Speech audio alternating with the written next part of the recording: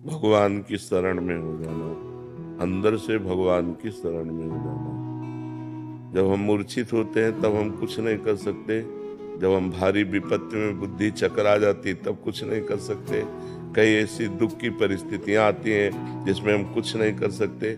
उस समय आश्रय काम करता है, भगवद आश्रय, और भगवद आश्रय को तत्काल भगवान स्वीकार करते हैं।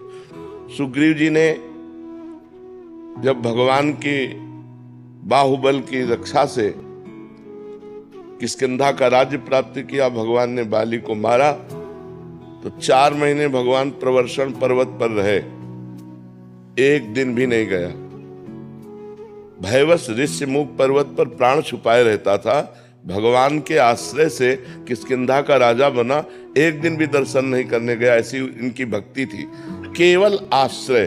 तो जब बाली को भगवान ने मारा तो बाली ने पूछा, मैं बैरी सुग्रीव प्यारा, कारण कवन नाथ में मारा, मैं आपका दुश्मन हो गया और सुग्रीव आपका प्रिय हो गया, ऐसा क्या? हम दोनों भाई हैं, जानते हम कितने भजनानंदी हैं, हमने कोई साधन भजन नहीं किया, इसने कोई साधन भजन नहीं किया, आपने मुझे क्यों मारा, इसका पक्ष क्यों लिया? तो भगवान ने कहा, ये मेरा शरणागत है, शरणागत का मित्र मेरा मित्र होता है, शरणागत का शत्रु मेरा शत्रु होता है, ये मेरा प्रण है।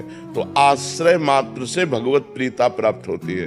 अन्य साधन फिर धीरे धीरे हम करते रहें, लेकिन हृदय से जब हम भगवान को अपना मानने लगते हैं, हे भगवान मैं आपका और आप मेरे, भगवान मेरे मैं भगवान का, मैं किसी का नहीं, भगवान का सिर्फ, इतनी बात हृदय में आ जाए तो सहज में भगवत प्राप्ति हो जाए, सहज में भगवत। पर ये आना बड़ा कठिन है, क्योंकि जब तक सबकी ममता ताग बटोरी, मम पद मन ही बांध बर डोरी, तब तक बात नहीं बनेगी।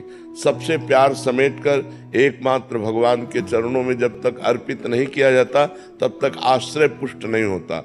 जननी जनक बंधु सुतदारा, तन धन धाम सुहृद परिवारा, सबकी ममता ताग बटोरी, मम पद मन ही बांध बर डोरी। भगवान कह रहे हैं, सबका प्यार, सबकी ममता को समेटकर जो मेरे चरणों में समर्पित कर देता है, वो मेरा आश्रित हो जाता है, और मेरे आश्रित का त्रिभुवन में कभी कोई बाल बांका नहीं कर सकता।